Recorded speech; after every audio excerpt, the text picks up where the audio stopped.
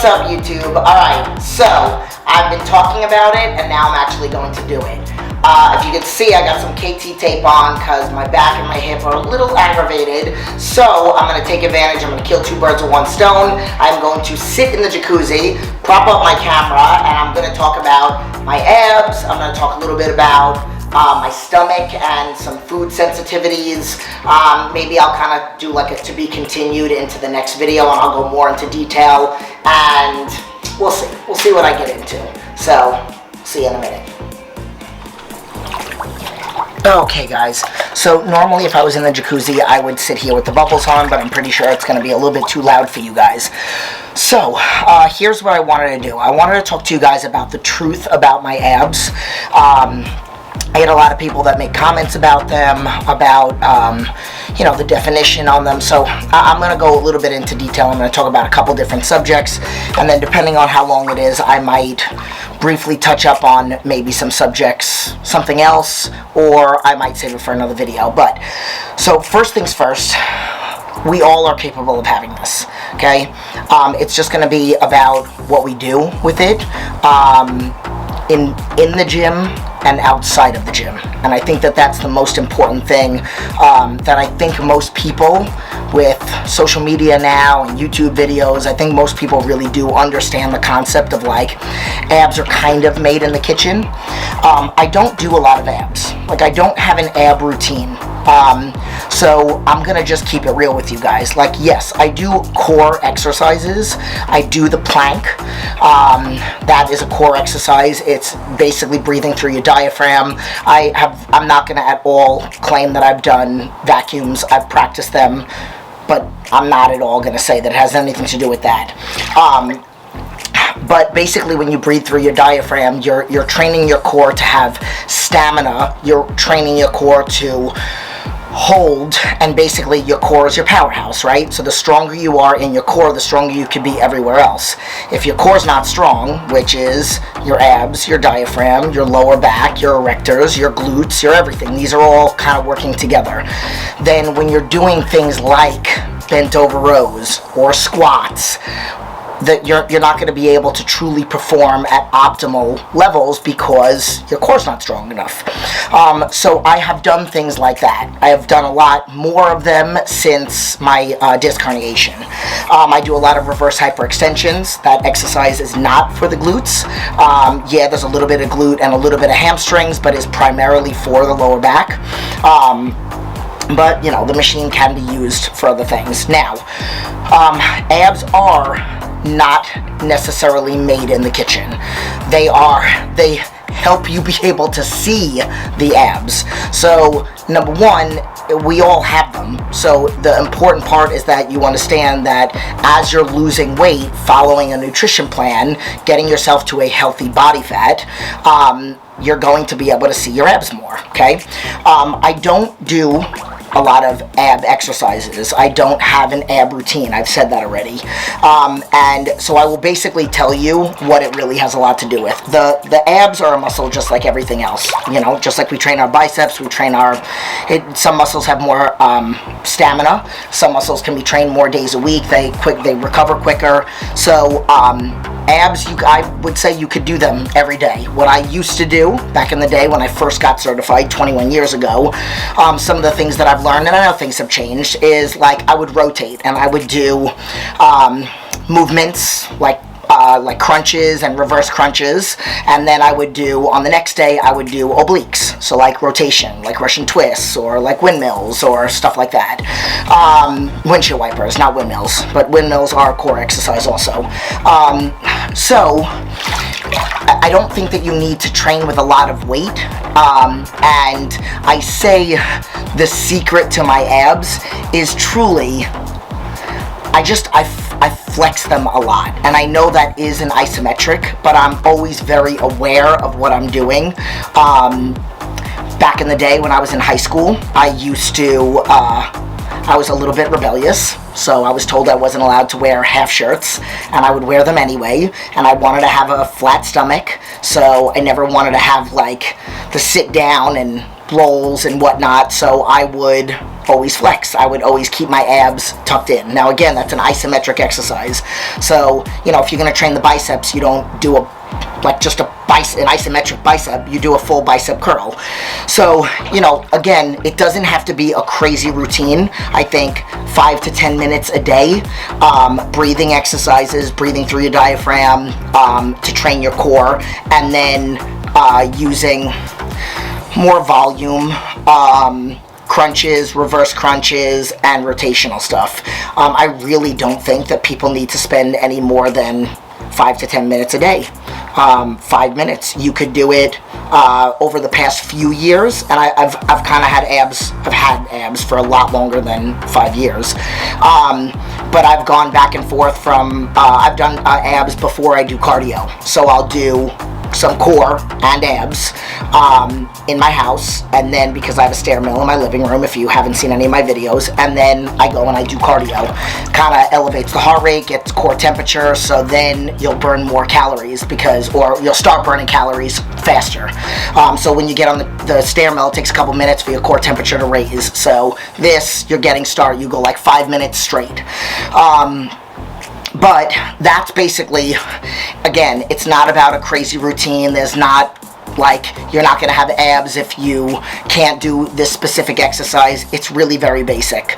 I do believe in, when you do crunches, that you should be doing them through full range of motion. So I think on a stability ball where the spine can go all the way back and then crunch all the way in. I do like kneeling abs with a rope.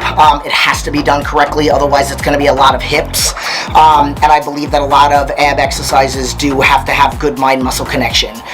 If you are face down, again, even if you're doing the plank and you're doing like an isometric, but then you add a little flexing, like some flexing movements to it. Let's just say you bring a leg up.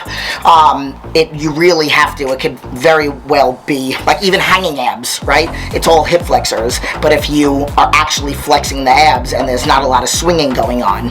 So the secret to my abs is knowing how to engage them and spending a little bit of time on them. And then I keep my nutrition super clean. I mean, if you've been following me and you've known, if you haven't, I have Crohn's disease, and I actually was sick from 19 to 21, and then 19 to 21, diagnosed at 21. 21 to 23, I was on medication. I wasn't certified yet, and then at 23, I got certified. I'm 45 now, or I'm going to be 45. So I've been educated on and I got myself into remission. Okay, I got myself off medication, and I forgot where I was going with this. So my nutrition, like, I believe in Tony Robbins, where he says link pain and link pleasure to things. So I say that I'm blessed that I have Crohn's, because if I didn't, I would want to eat things that would actually trigger an attack and would have my body fat higher. So, like, for me, eating clean is like, it's not, I'm happy to eat clean because I perform better. I think I recovered from my disc herniation quicker because I wasn't eating inflammatory foods, and I was eating so I'm clean and healthy inside. And I'm kind of like playing on the whole ab thing, and I'm leading into what I did want to do a video on, which is on talking about food sensitivities. So I'm most definitely going to do a whole video on that.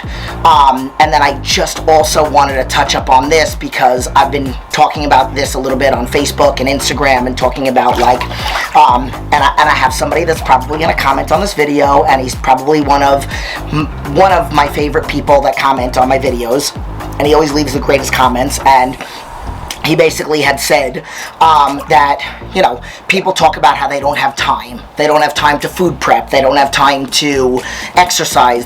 You have time for what you want to have time for, okay? So if you want it bad enough, you find a way. If not, you'll find an excuse. So nobody ever says, I don't have time to watch that Netflix series, or I don't have time to go, you know, to the store and get ice cream or whatnot. We find time for what we want. Granted, whatever. You get what I'm saying. So like, I believe that you can wake up early. If you're eating healthy, you don't need as much sleep. You fall asleep quicker. If your blood sugars are more stable throughout the day, your mood, everything is more consistent throughout the day. And then again, you sleep better, and then you don't need as much. There are people that say that they need 8 hours of sleep. No, you don't. 5-6 hours.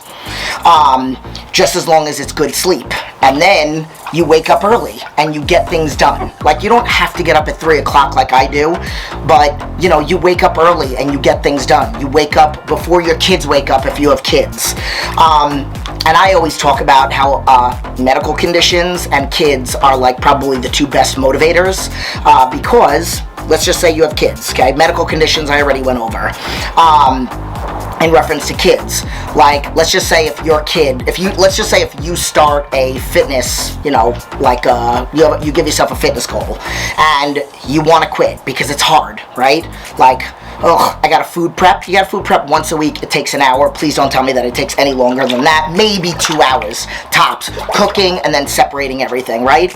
Or you could prep every few days, at night, every few days, you kind of look at what the next day is and you get yourself set for success. This is also kind of playing a little bit on time management, because that's something that I wanted to talk about also. I'm pointing to my little cheat sheet that I got over here. Okay, so kids are a really good motivator, because let's say you create this goal, right? And you really want to hit it, and it's a matter of maybe you getting off medication, or you lowering your body fat because you're at a really unhealthy body fat right now. You're taking years off your life. You're at high risk for diabetes, heart disease, a lot of medical conditions. You want to live long so that you can see your kids have kids. But what I tell people to think is, I tell people to think of your kid, right? So fast forward, I don't know how old, however old your kids are, okay? So let's just say your kid is like just about out of high school, and your kid says, dude, this is so hard, mom or dad, whatever. I just want to quit. I'm going to quit. I'm just going to get a job and are you going to allow them to quit? I doubt it, right? Are you quitting on your health and fitness goals is basically telling your kids that it's okay to quit. So I always tell my clients, like, think that your kids are watching you. So when you're doing your exercises, whether they are or they aren't, and if they're there, ask them. Like, it's all about accountability. That's the reason why I designed my programs the way that I did. So maybe your daughter Stacy is in the other room and like, hey, come hang out with me. Mommy's about to do push-ups. I gotta do 20. Don't let me stop until I'm done with 20. You're not gonna stop at 18 because your daughter's counting for you. And if you stop at 18, you're telling her it's okay to quit, to do part of what you said you were gonna do. So I encourage people, and if you don't have kids, I mean, I'm sure there are lots of other things that you can find to motivate you, and that's another reason why I talk about vision boards. And they're not just about pretty pictures and like a picture of a house that you want to buy and a picture of a body that you like. It's about a chart, and I did do a video. You can go back on my channel and look for it. But I talk about having a list of what your goals are, why are they your goals, and how will life be different. Making mini goals. So if, let's just say, big scenario, you have 100 pounds that you want to lose. That's emotionally, mentally, and physically exhausting to think of. So instead of thinking about 100 pounds, you could have that on your chart, but you just think about the first 10, right? And then also on this, you have a list, you have another separate part of your vision board that's goals reached, right? You have the goals that you're trying to reach on Post-its, so you can simply peel them off when you're done and fill in another one. And then the goals reached is on another sheet of paper. So you see where you're going. Nope, you see where you're going, and then you see how far you've come. And you have to give yourself little mini goals, because that's the stuff that's going to keep you motivated to keep going. I've accomplished that, so look, I can do the next one. And everything, like fitness goals, health and fitness goals, life goals, personal goals, kid goals. In the video that I did, my son and I both had one. And I'm probably going to do one again with me, my son, and Amir, both my kids. Koa and Amir. So, because Amir, we didn't have one for him yet. So, this video is intended to be about the truth about my abs, and I kind of went a little bit on a tangent. So, here's what I would like from you guys. So, I touched up on a few ideas. I touched up on, and I could do a video. I have done a video on some of the core exercises that I've done. I did reverse crunches. I did the abs with the rope. Maybe I could do a tutorial on how to do those correctly. Even how to do the hanging abs correctly, so that you don't engage your hip flexors.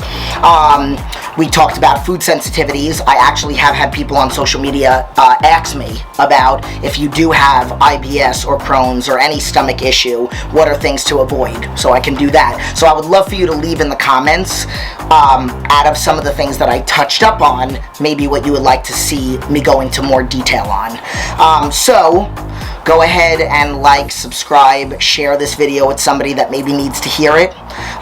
Maybe is doing a million crunches and then going out to the store and getting fast food, because that's kind of pointless. That's it. So I'm gonna put my bubbles on and I'm gonna chill, and my back already feels better.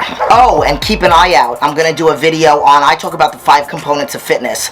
So mindset is one. If you don't believe that you can do it, you're not going to do it, or you're gonna half-ass all the rest of it. Pardon my French. I know ass isn't French, but whatever. Is it? Then nutrition, then training, then cardio, and there's a reason I put them in that order, and then recovery. So I'm doing a video where I'm actually going to get stretched. I'm a big fan of dry needling. I did a video on, no, I didn't do a video on that. I did a video on, okay, whatever. So you'll see in another video where I'm getting stretched by somebody. So, whatever, now I'm just babbling. I hope you guys like this. I don't think that these bathing suits are available anymore on Blackstone Labs. But all the information about Blackstone Labs is in the description if you guys are interested in some of their supplements. And that's it. So please, again, leave your comments, subscribe to the channel, and let me know what you think and what you want.